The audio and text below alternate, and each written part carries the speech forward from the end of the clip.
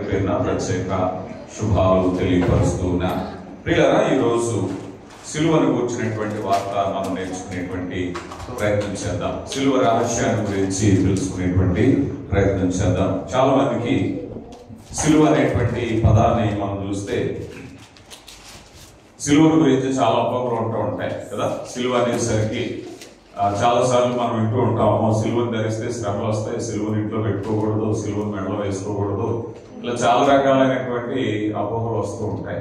కానీ వాస్తవానికి సిలువను కూర్చున్నటువంటి ఉద్దేశం ఏమై ఉన్నది, ఆ రహస్యం ఏమై ఉన్నది అనే విషయాన్ని గురించి ఈరోజు మనం నేర్చుకోబోతున్నాం.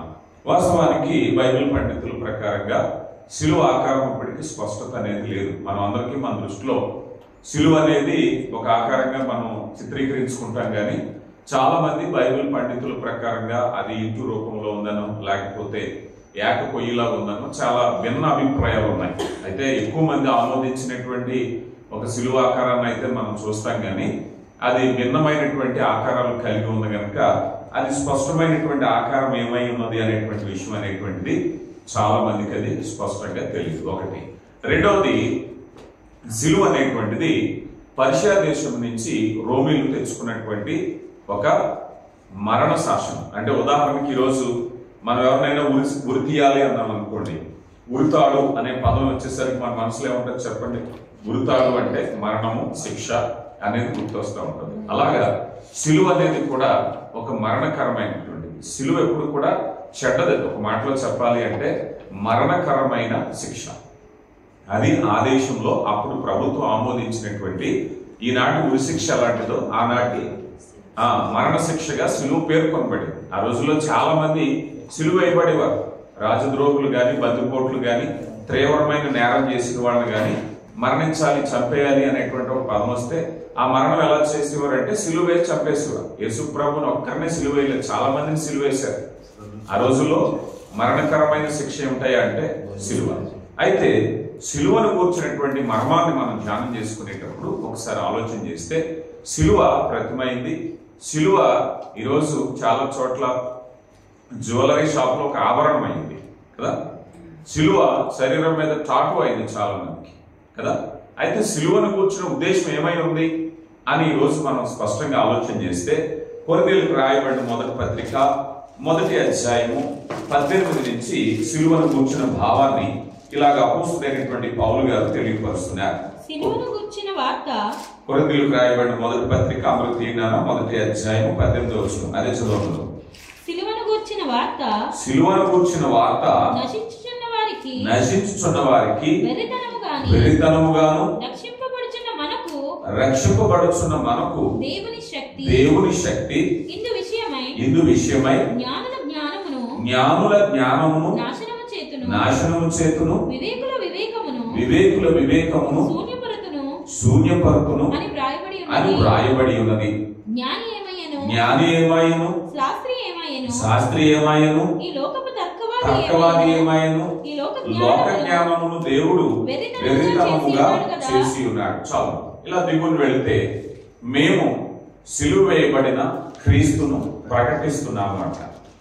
అపోస్తలుడైన పౌలు గారు వారి యొక్క సువార్త ప్రకటనలో అద్భుతాలు చేసిన క్రీస్తుని కానీ, ఆశ్చర్యకార్యాలు చేసిన క్రీస్తుని కానీ, అద్భుతమైన బోధలు చేసిన క్రీస్తుని కానీ కాక సిలువ వేయబడిన క్రీస్తును మేము ప్రకటిస్తున్నాము అన్నారు.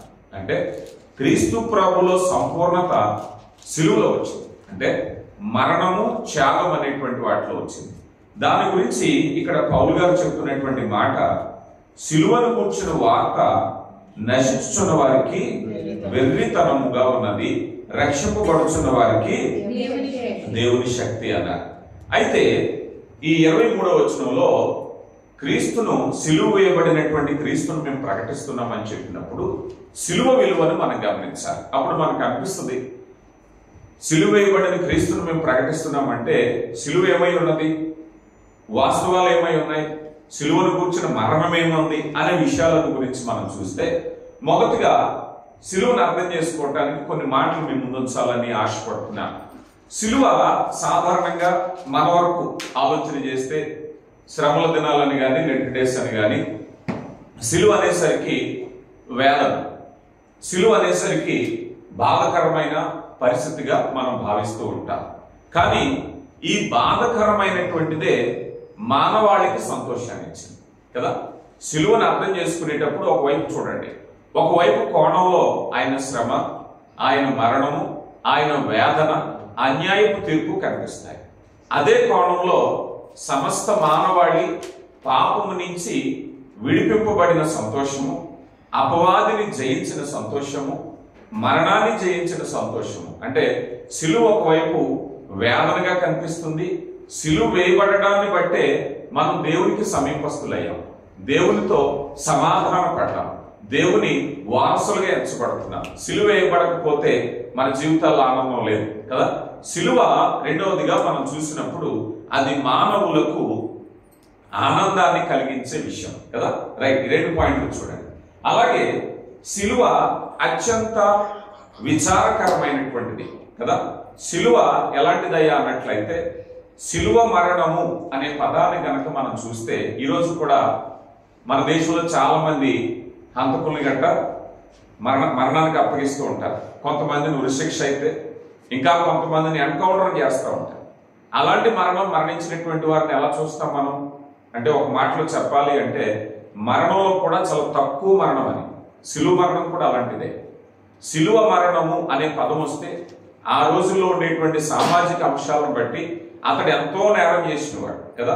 యేసు ప్రభు వారితో సిలువ వేయబడిన ఇద్దరు దొంగల్ని మనం చూసినట్లయితే, బరబ్బా బందిపోటు దొంగ, దారి దోపిడీలు చేసేవారు. అలాంటి క్రూరులకు ఇచ్చేటువంటి శిక్ష. అందుకే అక్కడ ఉండేటువంటి ఇద్దరు దొంగలు చర్చించుకునేటప్పుడు ఒక ఆయన, ఈ శిక్ష అయితే మనకు తగిందే గాని అంతకు తగిన శిక్ష ఏం చేశాడని ఆయనకి సిలువ వేశారు అనే ప్రశ్న లేవనెత్తబడ్డాడు. అంటే సిలువ మీద మరణం అనేటువంటిది ఒక మాటలో చెప్పాలి అంటే అత్యంత దయానీయంగా ఉండే మరణం. ఇంకా చెప్పాలి అని అంటే సిలువ మరణం యొక్క ఉద్దేశం, ఆ శిక్షను చూసిన ఎవరైనా సరే ఆ తప్పిదాన్ని చేయకూడదు. బాహాటంగా మనం సౌదీ దేశంలో వాటిలో కొన్ని వీటి గురించి మాట్లాడుతూ ఉంటారు, బహిరంగ మరణాల గురించి. మీరు ఎప్పుడైనా విన్నారో లేదో. అంటే ఒక వ్యక్తిని బహిరంగ శిక్ష విధిస్తే సదరు నేరం చేసిన వ్యక్తులు ఎవరైనా సరే ఆ తప్పు చేయటానికి భయపడతారు అన్నమాట. అంటే బాహాటంగా సిలువ అంటే ఒక ఎత్తైన ప్రదేశంలో ఒక మనిషి విలవెల్లాడుతూ కొట్టుకుంటుంటే, రక్తం కారుతుంటే, ప్రాణం పోయేదాకా విలవెల్లాడుతూ అతను ఆర్తనాదాలతో చుట్టుపక్కల అందరూ కూడా జనం చూడాలి. దాన్ని చూస్తే ఈ తప్పుకి ఇలాంటి శిక్ష ఉందని ఎవరు కూడా ఆ తప్పు చేయకూడదు అనేటువంటిది ఆనాటి ప్రజల యొక్క ఆనాటి ప్రభుత్వం యొక్క ఉద్దేశం. అంటే ఆ మరణం ఎలాంటిదయ్యా అంటే దయనీయమైనది, చాలా హీనమైనటువంటి చావు అనే ఒక మాట చెప్పాలి. అలాంటి స్థితి మనిషికి మహిమను తెచ్చింది. ఏం తెచ్చింది? ఆ స్థితి ఏం తెచ్చింది? మనిషికి మహిమను తెచ్చింది. అలాంటి మరణం యేసు ప్రభు వారు మరణించడాన్ని బట్టే మానవుడు దేవుని మహిమలో పాలు పంపులు పొందడానికి అవకాశం అయింది కదా. ఆయన ద్వారా మనం అందరం కూడా మహిమ పొందుకునేటువంటి స్థితి. అంటే సిలువ ఒకవైపు హీనమైన మరణంగా కనిపించినా అది మానవునికి మహిమను అనుగ్రహించింది. సిలువ యొక్క విలువ అంటే పూర్తిగా అర్థం చేసుకోవాల్సినటువంటి విలువ. ఇలాగ మనం చూసినట్లయితే ఒకవైపు నుంచి యేసు ప్రభు వారి యొక్క సిలువ మరణం అనేది అపవాది యొక్క జయంగా కనిపిస్తూ ఉంటది కదా. అపవాది యొక్క జయంగా కనిపిస్తూ ఉంటది. అనేక తంత్రాలు వేసి, అబద్ధ సాక్షులను పెట్టి, నేరారోపణ చేసి చేయనటువంటి ఇలా ఎన్నో కుతంత్రాలతో యేసు ప్రభు మరణం అనేది అప్పగించబడుతుంది. అయితే అదే సమయంలో మరొక విషయంలో చూస్తే ఆ సిలువ మరణమే అపవాదిని ఓడించింది కదా. ఆ సిలువ మరణమే అపవాదిని ఓడించింది, మరణాన్ని ఓడించింది, పాపాన్ని ఓడించింది. అంటే సిలువ యొక్క పరిపూర్ణత అర్థం చేసుకోవటం అంటే ఈ రోజుల్లో ఏదైనా ఒక సిలువను లోహంతోనో కొయ్యతోనో వేసుకునేటువంటి సిలువ కాదు ఇది కదా. మన భావాలు ఒకసారి మానవ జీవితంలో సిలువ విలువ తెలుసుకోవాలి. ఆ మర్మం తెలుసుకుంటేనే గాని, ఆ మహిమ ఏమిటో తెలుసుకుంటేనే గాని దాని ప్రభావం నీలో ఉండదు కదా. ఈరోజు చాలా మంది సినీ నోట్లు వేసుకుంటున్నారు, జ్యువెలరీలుగా వేసుకుంటున్నారు, ఫ్యాషన్ గా వేసుకుంటున్నారు, విలువ కూడా తెలియకుండా వేసుకుంటున్నారు. కనుక ఆ భౌతికమైనటువంటి లోహపు ఆ పరికరంలో ఏమీ లేదు, దాని అధికారంలో ఉంటది. అధికారం అనేది నువ్వు తెలుసుకోవాలి. అంటే సిలువ మరణం ఏం చేసిందయ్యా అన్నట్లయితే ఒకవైపు మానవాళికి సిగ్గు తెచ్చింది ఆ సిలువ మరణం. ఎందుకంటే అయ్యో ఆయన పరలోకం నుంచి వస్తేనే ఈ మనుషులు ఆయనను స్వీకరించలేదు కదా. యోహాను సువార్త 1వ అధ్యాయంలో ఆయన తన స్వకీయుల యొద్దకు వచ్చెను, వారు ఆయనను అంగీకరించలేదు అన్నారు కదా. స్వకీయులు ఏం చేశారట? అంగీకరించలేదు. అంటే ఆయనని భూమి మీదకి వస్తే సిలువ వేసి మరణించటం అంటే సిగ్గుపడవలసిన విషయం సమస్త మానవాళికి కూడా. ఆయనలో ఏ నేరం ఉందని సిలువ వేశారు? అసలు ఆయన ఎందుకు వచ్చాడు? ఆయన మీ గురించి రక్షించడానికి వస్తే మీరు సిలువ వేస్తారా? ఒకసారి ఆలోచన చేస్తే సిగ్గుపడవలసిన విషయం. మానవుల్ని సహాయం చేయటానికి, మానవుల్ని దేవునితో సమాధానపరచడానికి, మానవుల కొరకు వస్తే మానవులే పట్టుకుని ఆయన్ని సిలువ వేశారు. నేరం లేనప్పుడు తప్పుడు సాక్ష్యాలు పెట్టి. కానీ రెండవ విషయంలో మనం ఆలోచన చేసినట్లయితే ఏ మానవుడు సిగ్గుపడుతున్నాడో కానీ అదే సిలువ మరణం మానవుని మహిమలోనికి ఘనతలోనికి నడిపించింది. అవునా కదా? పరలోక రాజ్య స్వతంత్రానికి ఈ సిలువ మరణమే కారణమైంది. ఒకవేళ సిలువ మరణం పొందలేదు అనుకుందాం, మానవునికి అర్హత లేదు కదా. ఏ సిలువ అయితే మానవుని సిగ్గు తెచ్చిందో అదే సిలువ మానవునికి దేవుని సన్నిధిలో మహిమకు కారణమైనటువంటిది. అంటే సిలువ భావాన్ని చాలా స్పష్టంగా అర్థం చేసుకోకపోయినట్లయితే కదా, అది ప్రతిమగా చూసినట్లయితే నశించుచున్న వారికి సిలువను గూర్చిన వార్త వెర్రితనముగా ఉంది. రక్షింపబడుచున్న మనకి దేవుని శక్తి, ఆ శక్తి ఏమిటో మనం తెలుసుకోవాలి కదా. ఆ శక్తి ఏమిటో మనం తెలుసుకోవాలి. ఇందులో సిలువ దేవుని యొక్క పాపము మీద దేవుని యొక్క ద్వేషాన్ని కనిపిస్తుంది కదా. సిలువ మరణం ఒక మాటలో చెప్పాలి అంటే ఆ ప్రాయశ్చిత్తపు మరణం అంత కఠినంగా ఉండడానికి గల కారణం ఏమిటంటే ఉగ్రత పాత్ర ఆయన మీద ప్రమరించబడింది. అంటే మనం చేసిన పాపాలు ఎలాంటి శ్రమ అనుభవించాలి అని అంటే మానవుని మీదకి వచ్చిన ఉగ్రత పాత్రకు కుమారుడు అడ్డుగా వచ్చాడు. అంటే మన మీద పడవలసినటువంటి ఉగ్రత పాత్ర ఆయన మీద పడింది. అంటే సిలువ పాపము మీద దేవుని కోపాన్ని చూపిస్తుంది కదా. సిలువ మానవుని మీద, మానవ పాపం మీద దేవుని కోపం చూపిస్తుంది. కానీ ఇందులో పారాడాక్స్ ఏమిటంటే సెకండ్ ఆర్డర్ ఇందులో చూసేసరికి దేవుడు పాపిని ప్రేమించడం కనిపిస్తుంది కదా. ఒకవైపు ఏం కనిపించింది? మానవ పాపం మీద దేవుని ఉగ్రత కనిపిస్తుంది సిలువ. అదే సిలువ మానవుని మీద దేవుని ప్రేమ కనిపిస్తుంది కదా. దేవుడు లోకమును ఎంతో ప్రేమించింది. ఆ ప్రేమ సిలువలో స్పష్టత కనిపిస్తూ ఉంటుంది. ఇది ఈ సిలువను కూర్చున్నటువంటి వివరణలో మనం చూస్తూ ఉంటాం. చూడండి 18వ వచనం, కొరింథీయులకు రాయబడిన మొదటి పత్రిక 1వ అధ్యాయము 19. ఇందు విషయమై జ్ఞానుల జ్ఞానమును నాశనము చేతును, జ్ఞానుల జ్ఞానమును నాశనము చేతును, వివేకుల వివేకమును శూన్యపరతును అని వ్రాయబడి ఉన్నది. రైట్, ఇక్కడ చూడండి. ఇప్పుడు మనం దేవుని చిత్తంలో జ్ఞానవంతులుగా ఉండాలి అని అంటే సిలువను కూర్చున్నటువంటి భావం కదా. ఈ మధ్య ఎవరైనా పెళ్లిళ్ళలో మంగళసూత్రం మీద సిలువైనట్టు అమ్మో శ్రమలు వస్తాయి వేసుకోకండి అని అంటున్నారు కదా. ఇలాంటి ఆలోచనలు చాలా ఉంటాయి. ఆ సిలువ గురించి ఎక్కడ మాట్లాడబడలేదు. ఆయన మరణించిన సిలువ ఏమిటో కూడా చాలా మందికి తెలియదు. కానీ ఆయన మరణించిన లాంటి సిలువ మీద చాలా మంది అంతకులు మరణించారు కదా. సిలువ అనేటువంటిది విలువ కలిగింది కాదు. ఆ సిలువలో పరిశుద్ధుని మరణం విలువైనటువంటిది కదా. ఆ సిలువలో పరిశుద్ధుడు కార్చిన రక్తం విలువైనది. ఆ సిలువలో పరిశుద్ధుడు చూపించినటువంటి ప్రేమ విలువైనటువంటిది. అయితే ఈ సిలువ యొక్క ఉద్దేశం, పర్పస్ అనేటువంటిది ఏమిటి అని ఆలోచన చేస్తే సిలువను అర్థం చేసుకోవటానికి, ఆ మర్మాన్ని అర్థం చేసుకోవటానికి సిలువ యొక్క విలువ ఏమిటి, దాని ఉద్దేశం ఏమిటి అని ఆలోచన చేస్తే కీర్తనాకారుడు చూడండి 8వ సంకీర్తన 4వ చరణంలో నరపుత్రుని దర్శించుటకు వాడు ఏ పాటి వాడు, అంతేనా ఉంది? నీవు మనుష్యుని జ్ఞాపకము చేసుకొనుటకు వాడు ఏ పాటి వాడు, నీవు నరపుత్రుని దర్శించుటకు వాడు ఏ పాటి వాడు. అయ్యా నువ్వు నరుని దర్శించటానికి వాడు ఏ పాటి వాడు? మనిషిని దేవుడు ఎందుకు ప్రేమిస్తాడు కదా. ఒక మాట దేవుని యొక్క చిత్తంలో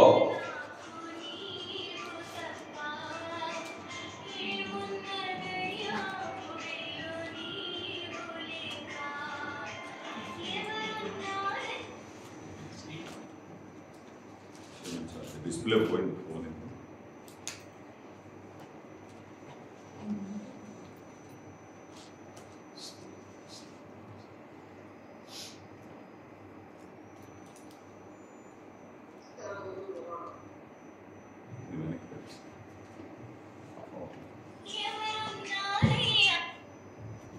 రైట్.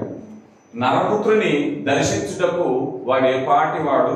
ఈ మాట జాగ్రత్తగా ఆలోచన చేస్తే నరపుత్రుని మీద దేవునికి ఉన్న ప్రేమ ఏమిటి? దేవుడు మనిషిని ఎందుకు ప్రేమిస్తాడు? ఎందుకనంటే ఇక్కడ 3 కారణాలు ఉంటాయి. ఒకటి, దేవుడు మానవునికి తన స్వరూపం ఇచ్చాడు. ఫస్ట్ థింగ్, మానవునికి తన స్వరూపాన్ని ఇచ్చాడు. రెండవది, తన ఊపిరినిచ్చాడు కదా, తన ఊపిరినిచ్చాడు. అలాగా తన మహిమనిచ్చాడు. అంటే తన బిడ్డను ఏ రీతిగా తండ్రి ప్రేమిస్తాడో ఆ బంధము మానవుని పట్ల దేవుడికి ఉంది కనుక దేవుడు ఎంతైనా ప్రేమిస్తాడు, ఎంతైనా ప్రేమిస్తాడు కదా. ఉదాహరణకి ఒక బోధకుడిగా నేను ఉన్నాను. ఒకవేళ ఎవరైనా నా మీద కోపం చూపించారు అని అనుకుంటే నేను కోపం చూపిస్తాను, కానీ పరలోకపు తండ్రి కోపం చూపించాడు. 99 గొర్రెలు ఉంటే ఒక గొర్రె పోతే 99ని విడిచిపెట్టి తప్పిపోయిన అది ప్రేమ అన్నమాట.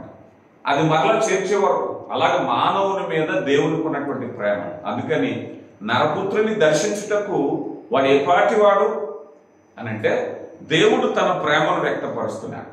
దేవుని ప్రేమను వ్యక్తపరచడానికి సిలువ కారణం ఎలాగైందంటే 2 కారణాలు మనం చూడొచ్చు. మొట్టమొదటిగా మనం ధర్మశాస్త్ర ప్రకారంగా చూస్తే, అంటే దేవుని యొక్క ఆజ్ఞ ప్రకారంగా మనం చూసినట్లయితే మానవుల కొరకైన ప్రాయశ్చిత్తము, జాగ్రత్తగా గమనించండి. మానవుల కొరకైన ప్రాయశ్చిత్తము జాగ్రత్తగా గమనించాలి. సిలువ అంటే సిలువ అనేటువంటి విగ్రహాన్ని మీ మనసులోంచి తీసి సిలువ విలువ తెలుసుకోవాలి. అంటే సిలువ మానవుల కొరకు చేసిన ప్రాయశ్చిత్తం. అదే అనుకుంటున్నాం. సిలువలో అప్పటికి చాలా మంది మరణించారు, చాలా మంది అంతకులు మరణించారు కదా, చాలా మంది మరణించారు. ఆ తర్వాత కూడా చాలా మంది మరణించారు. ఆ ప్రభుత్వంలో సిలువ అనేటువంటి ఒక మరణశిక్ష అమలవుతూ ఉండేది. అంత మాత్రంతో సిలువ అనేటువంటిది విలువ లేదు. కానీ ఇక్కడ సిలువ మరణం విలువైనటువంటిది కదా. సిలువ మరణంలో మొదటిగా మనం చూసినప్పుడు 2 కోణాల్లో ప్రాయశ్చిత్తము కనిపిస్తుంది. ప్రాయశ్చిత్తం, ఆ ప్రాయశ్చిత్తం ఏమిటి? మనిషి చేసినటువంటి పాపానికి పరిహారంగా బదులుగా మరణించటం, బదులుగా శిక్షను అనుభవించటం. దీన్నే పౌలు గారు ఏం రాశారు చూడండి. కొరింథీయులకు రాయబడిన 2వ పత్రికలో 5వ అధ్యాయము,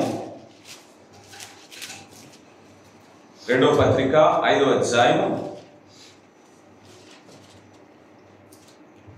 21వ వచనం. ఎందుకనగా మనం ఆయన యందు దేవుని నీతి ఉన్నట్లు పాపమెరగని ఆయనను మన కోసం పాపముగా చేసెను. చూడండి, పాపమెరగని ఆయనను పాపిగా చేయలేదట, పాపముగా చేశారు. చూడండి, సాధారణంగా మనిషిలో ఉండేటువంటి పాపం అంటే దేవునికి ద్వేషం కదా. మనిషిలో ఉండేటువంటి పాపం అంటే దేవునికి ద్వేషం. మనిషి మీద ఉండదు కోపమైంది. ఎందుకంటే మనిషి అయిన స్వరూపం, మనిషి అయిన ఊపిరి. ఆ మనిషిలో ఉండేటువంటి పాపం అంటే కోపమైంది. అందుకని యేసు ప్రభు వారిని మనలో ఒకటిగా లేడైనా. ఇప్పుడు ఎలా ఉన్నాడు? ఆయన పాపంగా ఉన్నాడు, పాపిలా లేడైనా కదా. పాపమెరగని ఆయనను దేవుడు ఎలా చేశాడట? పాపంగా కదా. ఒకవేళ పాపిగా ఉండాలి అంటే మనందరం సరిపోతాం. అలా కాదు. ఇప్పుడు ఆయనే పాపంగా ఎంచాడు. పాపంగా ఎంచినప్పుడు దేవునికి ఎంత కోపం ఉంటుందో అంత కోపాన్ని కూడా అక్కడ చూపించటం. దీన్నే ప్రాయశ్చిత్తము అంటారు కదా, పరిహారము అంటారు. ఒకరికి బదులుగా మరొకరు శిక్ష అనుభవించేటువంటిదే సిలువ కదా. ఈ త్యాగాన్ని చూడాలి. సిలువ అంటే ఏమిటి? ఇప్పుడు నాకు బదులుగా మరొకరు శిక్ష అనుభవించారనేటువంటి భావం రావాలి. యేసు ప్రభు వారి సిలువ ప్రాయశ్చిత్తపు శిక్ష. ఒకరికి బదులుగా మరొకరు శిక్ష అనుభవించటం. ఆ శిక్షను ప్రభువారు అనుభవించారు. రోమీయులకు రాయబడిన పత్రిక 6వ అధ్యాయం 23 మనం చూస్తాం కదా. అందరూ పాపము చేసి దేవుడు అనుగ్రహించి మహిమను పొందలేకపోతున్నారు. ఇది ప్రాయశ్చిత్తం. ఏం జరిగిందయ్యా అంటే దేవుని మహిమ. మనం ఇందాక అనుకున్నాం, సిలువ వాస్తవానికి చాలా విదారకరమైనది, చాలా తక్కువ మరణాన్ని చెందినటువంటిది, అసహ్యకరమైనది. కానీ ఆ సిలువ మరణం మనిషికి ఏం తీసుకొచ్చింది? మహిమను తీసుకొచ్చింది. ఇప్పుడు అదే అంటున్నారు, దేవుడు అనుగ్రహించు మహిమను పొందలేకపోతున్నారు. దేనివల్ల? పాపం వల్ల. అందరూ పాపము చేసి దేవుడు అనుగ్రహించు మహిమను పొందలేకపోతున్నారు. ఇప్పుడు దేవుడు ఆ మహిమను మనిషికి అందించాలి. ఇప్పుడు మరలా ఆ మహిమ అందించాలి అంటే పాపం అడ్డొస్తుంది. ఆ పాపాన్ని తీయాలంటే పెనాల్టీ కట్టాలి. ఆ పాపాన్ని తీయాలంటే శిక్ష కదా. ఒక్కొక్కసారి మనం కరెంటు బిల్లు లేట్ అయిపోతుంది, లేట్ అయిపోతే ఫీజు అట్టుకుపోతాడు. నేను కట్టేస్తానని కట్టేస్తాం, కానీ ఏమంటాడు దాని మీద పైన పెనాల్టీ ఉందంటాడు కదా. మీరు ఫీజు కట్టేశారు కానీ పెనాల్టీ కట్టలేదండి అంటాడు. ఇప్పుడు ఏం కట్టాలి? అర్హత ఉంది నీకు, ఆ పెనాల్టీ కట్టలేదు, పెనాల్టీ కట్టాలి. ఇప్పుడు ఎలా కట్టాలి? అంత స్థాయి నీకు లేదు, నేను కట్టేయడానికి అంత స్థాయి నీకు లేదు, ఆ శిక్షను అనుభవించలేదు. అందుకని యేసు ప్రభు వారు పరిహారముగా ఆ పని చేయటాన్ని బట్టి ఈరోజు మనం మహిమను పొందుకుంటున్నాం. శిలువ మహిమను ఆపాదించేటటువంటిది కదా. కొన్ని సినిమాలు మనం చూస్తూ ఉంటాం, దయ్యాలు వచ్చినప్పుడు ఇలా శిలువ బొమ్మ చూపితే పారిపోయినట్టు కదా. అలా ఉండదు శిలువ అంటే కదా. దేవుడు చేసినటువంటి ఆశ్చర్యకరమైన స్థితి కదా. శిలువలో ఉన్నప్పుడే దేవుడు దయ్యాలు వెళ్ళగొట్టలేదు. ఆయన బోధించేటప్పుడు అపవిత్రాత్మల్ని చాలా వెళ్ళగొట్టేశాడు. ఆయన శిలువ దాకా ఆగాడు ఆయన లేదు కదా. ఆయన ప్రసంగాలు చేసేటప్పుడు ఎంతో మంది అపవిత్రాత్మలు పట్టుకొచ్చిన వాళ్ళు వస్తే అక్కడే పారిపోయాయి కదా. శిలువ చూసేదాకా ఆగినాయి ఆ దయ్యాలు. ప్రభువారు మాట అనేసరికి పారిపోయింది. దేవుడిలో ఉండేటువంటి శక్తి. ఇందులో రెండవదిగా మనం చూస్తే, మొదటిగా దేవుని ఆజ్ఞ ప్రకారంగా ధర్మశాస్త్ర ప్రకారంగా శిలువ ప్రాయశ్చిత్తమై ఉన్నది. రెండవదిగా మనం చూస్తే వ్యక్తిగతంగా మనం చూసినప్పుడు శిలువ మనం ఆపాదించుకునేటువంటి మార్గంలో దేవుడు ఇందాక అనుకున్నాం, దేవుడు లోకమును ఎంతో ప్రేమించినప్పుడు దేవుడు నన్ను ప్రేమించారనేటువంటి భావం కనిపించాలి కదా. శిలువను చూసేసరికి మనలో ఏం కావాలి? దేవా నన్ను ఇంతగా ప్రేమించావా అన్నది కనిపించాలి. అంతేనా? కొంతమంది శిలువను చూసేసరికి కళ్ళు కత్తుకుంటారు, కొంతమంది దండం పెట్టుకుంటారు, కొంతమంది ఇంకోటి ఏదో చేస్తారు కదా. శిలువలో అది చూసేసరికి నీలో కలగవలసిన భావం ఏమిటయ్యా అంటే, అయ్యా నా కొరకు నీ ప్రేమను వ్యక్తపరిచిన కార్యం నాకు కనిపిస్తుంది. అందులో ఏం కనిపిస్తుంది? దేవుని యొక్క ప్రేమ. శిలువలో యేసు ప్రభు వారిని అంతకుండా చేశారు మనం అనుకుందాం, అంతేనా? అబద్ధ సాక్ష్యాలు పెట్టి ఆయన అక్కడే ఉన్నాడా? ఎక్కడున్నాడు ఆయన? ఆయన పునరుద్ధానుడు అయిపోయాడు, అక్కడ ఉన్నాడు ఆయన కదా. శిలువ దగ్గరే ఉంటాడు అనుకో. ఆయన ఏమయ్యాడు? అక్కడి నుంచి కుడి పార్శ్వమున కూర్చున్నాడు. అక్కడ లేడు ఆయన, శిలువ మీద లేడు ఇప్పుడు ఆయన అక్కడ బంధించాలనుకున్నారు, శిలువ బంధించాలనుకున్నారు, సమాధి బంధించాలనుకున్నారు, మరణం బంధించాలనుకున్నారు. యేసు ప్రభుని శిలువ బంధించలేదు, సమాధి బంధించలేదు, మరణం బంధించలేదు, ఏది బంధించదు ఆయన. అక్కడ లేడు ఆయన కదా. చాలా మంది సమాధుల పండుగ దగ్గరికి వెళ్తే దేవుని వాక్యం చెప్తుంది, మీరు సజీవుడైన దేవుని ఎక్కడ ఎదుగుతున్నారు? సమాధుల్లో ఎక్కడండి కదా. దేవుడు ఎక్కడున్నాడు? ఇప్పుడు శిలువ దగ్గర లేడు, సమాధిలో లేడు. ఆయన ఎక్కడున్నాడు? కుడి పార్శ్వమున ఆసీనుడై ఉన్నాడు. ఏం బంధించలేదు ఆయన్ని. ఆయన శక్తి కలిగిన వాడు. అయితే ఈ వ్యక్తిగత అనుభవంలో మనం చూసినప్పుడు దేవుని ప్రేమ ప్రత్యక్షం అవ్వాలి, దేవుని ప్రేమ ప్రత్యక్షం అవ్వాలి కదా. ఉదాహరణకి నీ తండ్రి ఒకప్పుడు కష్టపడి నిన్ను చదివించాడు అని అనుకుందాం. ఒక ప్రాంత వ్యవసాయ పనో లేకపోతే మరేదో తన చేతి పనో ఏదో నేను కష్టపడి నిన్ను చదివించాడు అనుకుందాం. చదివించినప్పుడు అది చూసినప్పుడు ఏమనిపిస్తుంది? అక్కడికి వెళ్ళి చెప్పాలి, దానికి దండం పెడతావా? లేకపోతే నా తండ్రి ఎంత కష్టపడ్డాడు అనుకుంటావా? నా తండ్రి ఎంత కష్టపడి నన్ను ప్రయోజకుడు చేశాడు, నన్ను పోషించాడు అనే భావం రావాలి కదా. శిలువను చూసేసరికి ఏం రావాలి? దేవా నా కోసం ఎంత కష్టపడ్డావనే భావం నీలో రావాలి కదా. భావం జాగ్రత్తగా గమనించండి. శిలువ నీ హృదయంలో కదిలింపబడాలి. దేవుని ప్రేమ ఎప్పుడైనా సరే, ఎప్పుడైనా పూర్వం మన తండ్రి సైకిల్ దొక్కి పోషించాడు అనుకోండి, ఆ సైకిల్ చూసినట్టే మనకి ఏం గుర్తు వస్తుంది? ఈ సైకిల్ మీద మా నాన్న ఎంతో కష్టపడ్డాడు, ఎంత కష్టపడ్డాడో నన్ను పోషించడానికి అనే భావం నీకు రావాలి కదా. ఆ భావం రావట్లేదు చాలా మందికి. శిలువ శ్రమ ఎరగట్లేదు, శిలువ యొక్క అనుభవం ఎరగట్లేదు, శిలువ ప్రేమ ఎరగట్లేదు. శిలువ వ్యక్తిగతమైనటువంటి ప్రేమను తీసుకురావాలి నీ మనసులోకి. దేవా ఎంత కష్టపడ్డావా నా కొరకు, నా పాపాల పరిహారం కొరకు నన్ను ప్రేమించావంటే ఇదా సాదృశ్యం. ఆ అనుభవంలోనికి మనిషి నడిపింపబడాలి. హెబ్రీయులకు రాయబడిన పత్రిక 12వ అధ్యాయం 1-2 వచనాల్లో ఇంత గొప్ప సాక్షి సమూహము మేఘము వలె మనలను ఆవరించి ఉన్నందున మనము కూడా ప్రతి భారమును సులువుగా చిక్కులో పెట్టి పాపమును విడిచిపెట్టి విశ్వాసమునకు కర్తయు దానిని కొనసాగించువాడైన యేసు వైపు చూచుచు మన ఎదుట ఉంచబడిన పందెములో ఓపికతో పరిగెత్తుతూ ఆయన తన ఎదుట ఉంచబడిన ఆనందము కొరకై అవమానమును నిర్లక్ష్యపెట్టి సిలువను సహించి దేవుని సింహాసనం యొక్క కుడిపార్శ్వమున ఆసీనుడై ఉండెను. చూడండి, ఈ మాట ఏమిటయ్యా అంటే, సులువుగా చిక్కులు పెట్టు పాపం. ఎప్పుడైనా సిలువను చూస్తే మనకు రావాల్సిన గుర్తు ఏంటంటే, ఏ పాపము నిన్ను చిక్కు పెడుతుందో అది గుర్తించుకుని, ఇదిగో యేసు ప్రభు వారు దీని కొరకు నా కొరకు చేసినటువంటి త్యాగం ఏమిటో, ఆయన సిలువను సహించిన కారణం ఏమిటో అదే కదా గుర్తు రావాలి. పిల్లలకి మనం అప్పుడప్పుడు కోపం వచ్చింది అనుకోండి, ఏమంటారు? ఆ బెత్తం లాగే ఉండి, ఆ బెల్ట్ లాగే ఉండి అని అంటారు. అంటే ఏమిటి? ఇప్పుడు వాళ్ళకి ఏం గుర్తు వస్తుంది? కొట్టినా కొట్టకపోయినా ఏం చేస్తారు? ముందు వద్దు బాబోయ్ అంటారు. అవునా కాదా? ఏం గుర్తు వచ్చింది వాళ్ళకి? సిలువ ప్రేమను గుర్తు చేసింది. సిలువ పాపాన్ని ఏ విధంగా శిక్ష అనేది గుర్తు చేయాలి.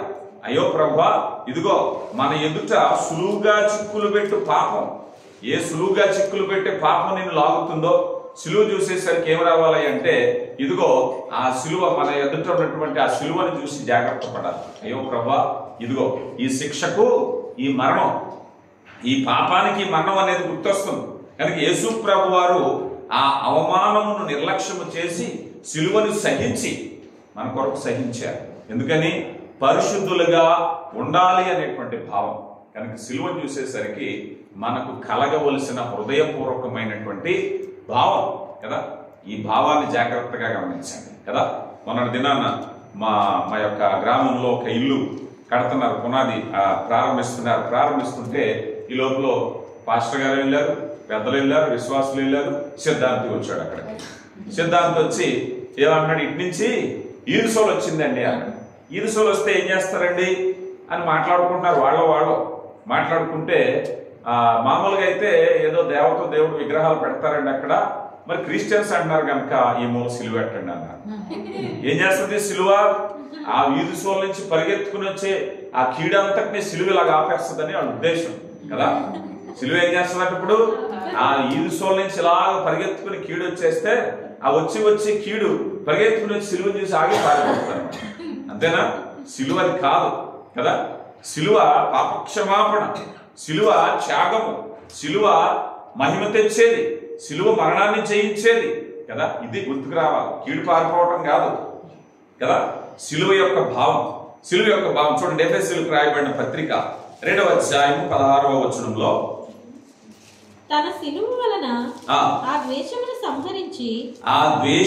సంహరించి దాని ద్వారా మీరిద్దరిని ఏక శరీరముగా చేసి దేవునితో సమాధానపరచవలెనని ఇలాగ చేసిన గనుక ఆయనయే మనకు సమాధానకారకుడై ఉన్నాడు. సిలువ సమాధానపరిచింది. ఏం చేసిందట? సిలువ సమాధానకారకుడు. ఇంతకు ముందు వేర్వేరుగా ఉండేటువంటి వారికి ఈ పన్ను, ఈ పెనాల్టీ, ఈ పరిహారం చెల్లించడం ద్వారా ఏకమైపోయారు. ఇంతకు ముందు ఎలా ఉన్నారు? ఇప్పుడు తండ్రిని, పరలోకపు తండ్రి మనిషి ఎలా ఉన్నారండి? విరోధం, వేరు కూడా కాదు కదా. ఎఫెసీ పత్రిక 2లోనే ఆయన ఉగ్రతలో బ్రతుకుతున్నామట మనం. ఆయనకేమో కోపం వస్తుంది, మనిషి ఆయన చేత సృజించబడి పాపంలో బ్రతుకుతున్నాడు. దేవునికి కోపం వస్తుంది. అప్పుడు ఈ కుమారత్వంలో సిలువ వేయబడటం అనేది ఏం జరిగిందంటే సమాధాన పరిచయం. ఇదే సమాధాన పరిచర్య. సిలువ ఏం చేసిందయ్యా? సమాధాన పరిచింది. ఆ సిలువ వేయబడటం ద్వారా ఈరోజు ఒకప్పుడు దేవాన్ని పిలిచేవారు, ఇప్పుడు ఏమని పిలుస్తున్నాం? తండ్రి అని పిలుస్తున్నాం కదా. తండ్రి అని పిలుస్తున్నాం. ఈ పిలుపు ఎలా వచ్చింది? దేవుని కుటుంబం అనే పిలుపు ఆ సిలువను వచ్చింది. సిలువ సమాధాన పరిచింది. రైట్, ఇది సిలువ యొక్క ఉద్దేశం. మూడవది, చివరిది, సిలువ యొక్క ప్రతిజ్ఞ. మనం కూడా సిలువ అంటే ఏమిటయ్యా అంటే, సిలువ ఒక ఒడంబడిక, సిలువ ఒక అగ్రిమెంట్, సిలువ ఒక ప్రతిజ్ఞ. అది ఎలాంటిదో నేను మీకు చూపిస్తా. చూడండి, కొరింథీయులకు రాయబడిన మొదటి పత్రిక, నాకు మీరు చదివారు కదా, 1వ అధ్యాయం 29వ వచనం. ఏ శరీరియు దేవుని ఎదుట అతిశయింపకుండునట్లు జ్ఞానమును సిగ్గుపరచుటకు 29 అమ్మ. ఎన్నికైన వారిని వ్యర్థము చేయుటకు లోకములో నీచులైన వారిని తృణీకరింపబడిన వారిని ఎన్నిక లేని వారిని దేవుడు ఏర్పరచుకొని ఉన్నాడు. అయితే ఆయన మూలముగా మీరు క్రీస్తు యేసునందున్నారు. అతిశయించువాడు ప్రభువునందే అతిశయించువాలని వ్రాయబడినది నెరవేరునట్లు దేవుని మూలముగా ఆయన మనకు జ్ఞానముయు నీతియు పరిశుద్ధతయు విమోచనను ఆయను అన్నారు. అంటే దేవుని చిత్తంలో విమోచింపబడి దీన్ని ఏమన్నారయ్యా అన్నట్లయితే రికాన్సిలేషన్, మరలా జతపరిచారు. విడిపోయిన బంధాన్ని మరలా కలుపుతారు కదా కదా అన్నదమ్ములు గొడవాడుకుంటే మళ్ళీ కలుపుతారు, భార్య భర్తలు విడిపోతే మళ్ళీ కలుపుతారు. అంటే మానవుడు దేవుని నుంచి వచ్చాడు, దేవుడి నుంచి వచ్చి మరలా విడిపోయాడు, మరలా తిరిగి కలిపిన భావం ఇందులో ఉన్నప్పుడు ఇక్కడ ఒక ప్రతిజ్ఞ ఉంటుంది. ఆ ప్రతిజ్ఞ ఎలాంటిదయ్యా అంటే, ఉదాహరణ మనం అనుకుందాం, భార్య భర్తలు విడిపోయారు, కలిపారు, మళ్ళీ విడిపోకుండా అలా ఉంటారా? విడిపోయే ప్రమాదం ఉంటుందా ఉండదా? ఒకసారి గొడవ మళ్ళీ కలిపాక ఇంకా అసలు విడిపోరంటే మళ్ళీ కలిపేసామంటాక ఏమైనా ఉంటుంది కదా? మళ్ళీ ఎప్పుడు విడిపోతామో తెలియదన్న భయం ఉంటుందా లేదా కదా? వారికి ఒక ప్రతిజ్ఞ కావాలి. సిలువ ఒక స్టాండర్డ్ అగ్రిమెంట్.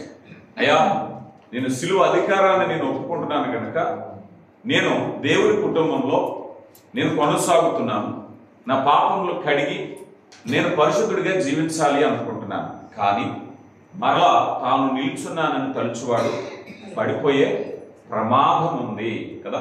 సిలువ రక్తంలో కడగబడిన తర్వాత ఆ ప్రమాదాన్ని గురించి హెచ్చరించబడింది ఇదే ప్రతిజ్ఞ. కనుక సిలువని చూసినప్పుడు, అయ్యా నీవు కార్చిన రక్తానికి, నువ్వు పెట్టినటువంటి వెలకి తదనుగుణంగా నేను జీవిస్తున్నానా లేదా? సిలువ ఇట్స్ ఎ రిమైండర్, మనం గుర్తు చేస్తూ ఉండాలి. అయ్యా ఆ సిలువ చూసేసరికి, అయ్యా నా జీవితం ఆ రక్తానికి సరితూగిందా? ఆ రక్తపు విలువ నా జీవితంలో ఇంకా నేను నిలబెట్టుకున్నానా? ఆ సిలువ శ్రమను నిరర్థకం చేశానా? ఆ సిలువ రక్తాన్ని నిరర్థకం చేశానా? ప్రతిజ్ఞ గుర్తు రావాలి సిలువ చూసేసరికి. ఏ సిలువ అయితే నేను రక్షింపబడటానికి కారణమైందో, ఏ సిలువలో ఆయన శ్రమ, ఏ సిలువలో ఆయన మరణము, ఏ సిలువలో కార్చిన రక్తము, శ్రమ, కొరడా దెబ్బలు, విమర్శలు, ఇవన్నీ కూడా నన్ను రక్షించాయి. అంటే సిలువ చూసేసరికి మనలో ఒక ప్రతిజ్ఞ మరలా గుర్తుకు రావాలి. అయ్యా ఇంత శ్రమ పడ్డావు కదా, ఈ శ్రమ తగ్గట్టుగా నేను జీవిస్తున్నానా లేదా కదా. కొన్నిసార్లు ఆత్మీయ జీవితంలో పడిపోయేటువంటి ప్రమాదం ఉంటుంది. కనుక ప్రియులరా, ఈరోజు మనం నేర్చుకునేటువంటి పాఠాలను బట్టి మనం ఆలోచన చేస్తే సిలువ విలువ తెలియకుండా ఉన్నట్లయితే ఈరోజు మనం అందరం కూడా కృప నుంచి తొలగిపోయే ప్రమాదం ఉంది కదా. ఒక సిద్ధాంతంలో మనం చూసినప్పుడు క్రీస్తు యేసునందున్న వారికి ఏ శిక్షా విధి లేదు. కొంతమంది ఈ సిద్ధాంతాన్ని నమ్ముతూ ఉంటారు. ఎలాగా? ఒకసారి బాప్తిసం పొందితే నువ్వు ఏ పాపం చేసినా పర్వాలేదు అనే భావం. కానీ వాస్తవానికి కృప నుంచి తొలగిపోవటం ఉంటారు. క్రీస్తులో ఉన్న వాళ్ళకి ఏ శిక్ష లేదు, పాపం చేసిన వారు క్రీస్తులో లేరు కదా. క్రీస్తు రక్తపు అధికారాన్ని కోల్పోయారు వాడు. హెబ్రీయులకు రాయబడిన పత్రికలోనే చూడండి ఒకసారి, హెబ్రీయులకు రాయబడిన పత్రికలోనే 12వ అధ్యాయం 15వ వచనంలో, మీలో ఎవడైనను దేవుని కృపను పొందకుండా తప్పిపోవునేమో అని చేదైన వేరేదైనను మొలచి కలవరపరచుట వలన అనేకులు అపవిత్రులైపోదురేమో అని ఒక పూట కోటి కొరకు. చాలా ఇక్కడ చూస్తే ఏదైనా చేదైన వేరు మొలిచింది అన్నట్లయితే ఆ చేదైన వేరు ఏం చేస్తుందండి? వేరు చిన్నగా ఉంటుంది కానీ ఒక్కొక్కసారి ఏదైనా గులాబీ అంటే ఏదైనా మనం నాటాం అనుకోండి, ఆ వేరు ఏమవుతుంది, కొన్ని రోజులకి పెద్ద చెట్టు అయిపోతుంది. అవునా కదా? చాలా చెట్లు చిన్న వేరు వేస్తే చాలు అంతకంతకంత పెరిగిపోతూ ఉంటుంది. ఏదైనా చేదైన వేరు ప్రారంభమైతే సిలువ విలువ నుంచి దూరం అయిపోతున్నాం. ఆ సిలువ ప్రతిజ్ఞ గుర్తు చేస్తూ ఉంటుంది. వేరు పెరుగుతున్నప్పుడు, అయ్యా ఇదిగో సిలువ త్యాగం, నువ్వు రక్షింపబడిన త్యాగం, నీ కొరకు పెట్టబడినటువంటి విలువైన రక్తం, నీ కొరకు అనుభవించినటువంటి శ్రమ గుర్తు చేస్తాం. ఇది సిలువ ప్రతిజ్ఞ కదా. సిలువను చూసేసరికి మనలో కలగవలసినటువంటి ప్రతిజ్ఞ తప్ప. కానీ చాలా మంది సిలువ యొక్క మర్మాన్ని తెలుసుకోలేరు. సిలువ ఒక ప్రతిమగా, సిలువ ఒక ఆకారంగా, సిలువ ఒక అలంకరణగా, సిలువ వారి ఉద్దేశాల్లో మలుచుకుంటున్నారు. కానీ సిలువను కూర్చిన వార్త రక్షింపబడుచున్న వారికి దేవుని శక్తి ఈ రీతిగా పనిచేస్తుంది కదా. దేవుని శక్తిది అది కేవలం ఒక ఆకారం మాత్రమే, కానీ దాని మీద పరిశుద్ధుడు పొందిన మరణం, దాని మీద ఆయన కాల్చిన రక్తం, అది ఎప్పుడైతే నువ్వు ఆపాదించుకుంటున్నావో అప్పుడే నీకు విలువ, అప్పుడే రక్షణ. ఉదాహరణకు అనుకుందాం, యేసు ప్రభు వారు 2000 సంవత్సరాల క్రితం సిలువలో మరణించారు, అయిపోయింది. మానవులందరూ రక్షణ పొందేశారా? ఎవరు రక్షణ పొందుతున్నారు చెప్పాలి? ఎవరు రక్షణ పొందుతారు? అది విశ్వసించిన వారే, ఆ కృపను అంగీకరించిన వారే. అంటే సిలువను ఆపాదించుకుంటే అది నీదవుతుంది, అవునా కాదా? సిలువను ఆపాదించుకోవాలి, సిలువ శ్రమను తలపోసుకోవాలి, సిలువ శక్తిని తెలుసుకోవాలి. ఆ శక్తిని తెలుసుకోకుండా సిలువ యేసు ప్రభు అయిపోయింది అంటే కుదరదు కదా. సిలువ మర్మము ఎరిగిన వ్యక్తిగా ఆ అధికారాన్ని ఆపాదించుకుంటేనే అధికారం నీ మీద పనిచేస్తుంది, అప్పుడే నీకు సిలువ. మరి ఈ రోజు అందరూ కూడా మారు మనసు ఎందుకు, పశ్చాత్తాపం ఎందుకు, భక్తిస్వం ఎందుకు? అందరూ ఒక సిలువ కొనుక్కుని మెడలో వేసుకుంటే అయిపోయిందా? ఆ విలువ నీకు తెలియాలి కదా. ఆ సిలువలో లేదు, ఆ కొయ్య సిలువలో లేదు, ఆ విగ్రహంలో లేదు. అది అధికారాన్ని ఆపాదించుకుంటే, ఆ సిలువ రక్తంలో కడగబడితే, ఆ సిలువ చాటును మరుగు చేయబడితే అప్పుడు సిలువ విలువ ఏంటో నీకు తెలుస్తుంది. లేదా ఒక ప్రతిమగా మాత్రమే చూస్తే లోకంలో అందరి వల్లే మనకు కూడా ఆ శక్తి తెలియని వాడు అవుతాం. కనుక దేవుడు తన కృపను బట్టి తన ప్రేమను వ్యక్తపరుస్తున్నాడు. సిలువ విలువ అన్నారు. ఆ సిలువ విలువను ఎలిగిన వ్యక్తులుగా, ఆ సిలువను కూర్చున్నటువంటి జ్ఞానం కలిగిన వ్యక్తులుగా ఉండాలని దేవుడు ఇష్టపడుతున్నారు. కొరింథీయులకు రాయబడిన 2వ పత్రిక 6వ అధ్యాయం 1వ వచనంలో, కాగా మేము ఆయన తోటి పనివారమై మీరు పొందిన దేవుని కృపను వ్యర్థము చేసుకొనవద్దని మిమ్మల్ని వేడుకొనుచున్నాము.